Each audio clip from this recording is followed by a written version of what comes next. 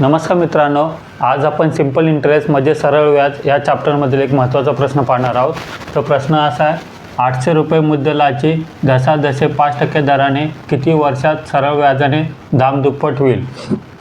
म्हणजे 800 रुपये, ठीक आहे, तर काय किती वर्षात सरळ व्याजाने दामदुप्पट होईल. म्हणजे 800चे किती होतील, 1600 रुपये होतील. किती वर्षात होईल, 5% दराने हे आपल्याला प्रश्नामध्ये विचारलेलं आहे.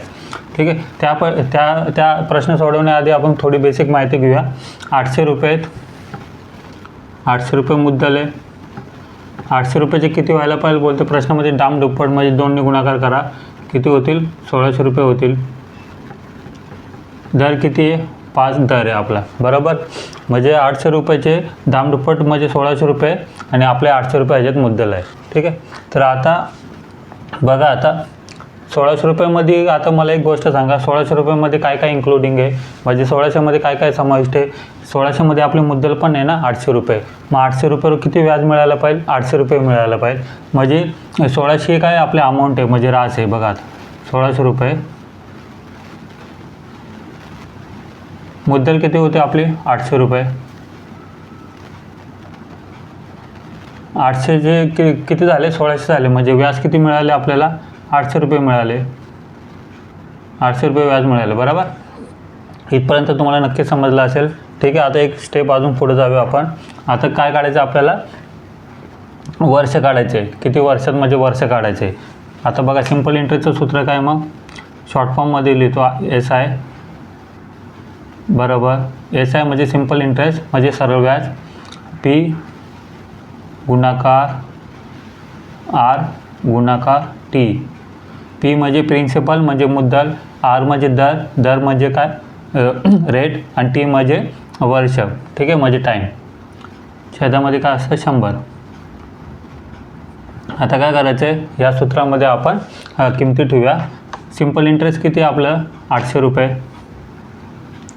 800 रुपये लिहिले, बरोबर. प्रिन्सिपल किती आहे आपलं, मुद्दल म्हणजे 800 रुपये, ते पण 800 रुपये लिहिले. गुणाकार R म्हणजे दर किती आपल्याला, दर 5% म्हणजे 5 लिहिले. गुणाकार टाईम आपल्याला विचारलेला आहे प्रश्नामध्ये, म्हणजे टाईम तसंच ठेवा. छेदामध्ये किती, 100. आता काय करायचं, सिम्प्लिफाय करूया. बघा 800 लिहिले तसेच. 100 इथं भागाकारामध्ये आहे, बरोबर. चिन्हाच्या इकडे आलं काय होईल, गुणाकारामध्ये जातील. चिन्ह कसे होतात, चेंज होतात, बरोबर. चिन्हाच्या तिकडे गेलो, छेद हे आता बघा अंशामध्ये आहे ना, बरोबर. चिन्हाच्या इकडे आलं काय होईल, छेदामध्ये जातील. हे 800 लिहिले, गुणाकार 5. आता काय करायचं आहे, टीला तिथंच ठेवा. टी म्हणजे टाईम, कारण का टी आपल्याला प्रश्नामध्ये विचारलेला आहे. आता काय करायचं, ह्याला सिम्प्लिफाय करू. अंशामध्ये आणि छेदामध्ये समान अंक असलो काय होतो, कॅन्सल होतो. म्हणजे 800 काय झाले, कॅन्सल झाले. आता खाली काय उरले, 5, आणि अंशामध्ये किती उरले, 100. ह्याला सिम्प्लिफाय करूया. 5 × 5, 5 दुने 10. म्हणजे आपलं टी बरोबर किती आलं, टी म्हणजे टाईम किती आलं, 20 वर्ष.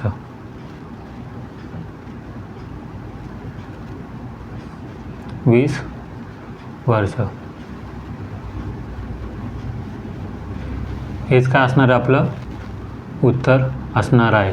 म्हणजे 5% दराने दामदुप्पट होण्यासाठी किती वर्ष लागतील, त्याला 20 वर्ष लागणार आहे. ऑप्शन कोणचं बरोबर, आपलं डी हे बरोबर ऑप्शन आहे. मित्रांनो, हा प्रश्न तुम्हाला समजला असेल तर कमेंटमध्ये हो नक्की लिहा. आणि अशा प्रश्नासाठी चॅनलला लाईक करा, सबस्क्राईब करा आणि आपल्या मित्रांसोबत शेअर करा. थँक्यू.